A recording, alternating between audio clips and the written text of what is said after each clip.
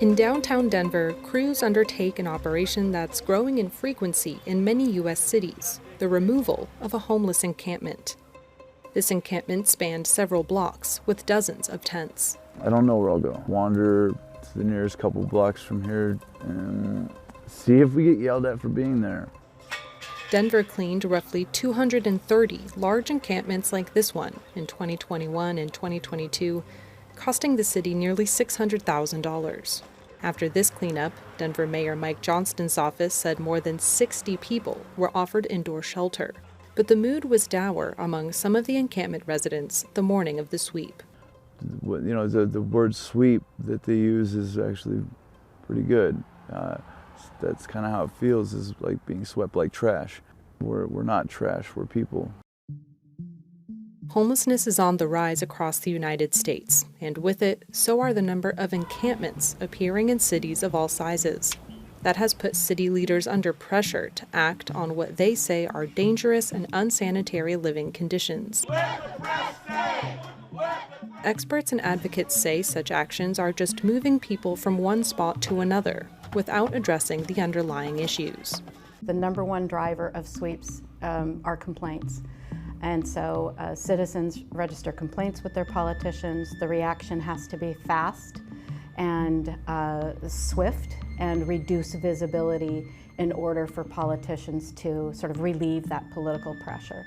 While it's difficult to quantify how local governments struggle with encampments, records obtained by the Associated Press show that attempts to clear them are rising in some cities. The rates of sweeps are increasing, and so are the laws that make it a crime to sleep or loiter or camp in public space. I think everyone is upset at encampments, regardless of where you are on the ideological spectrum.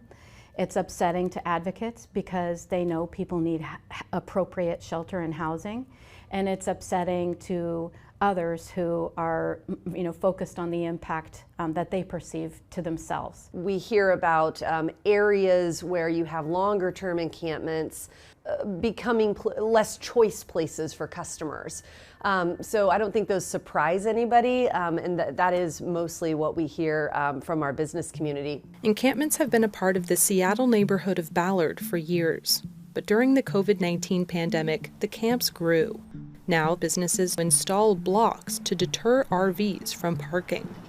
The businesses inside the building like to load and unload. They do farmers markets. And but when you had RVs here, they took up everything. They would stay here indefinitely.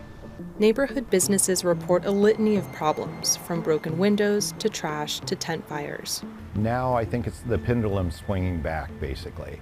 And I think they're going to try a little bit more stricter approaches to dealing with it. We'll see what happens.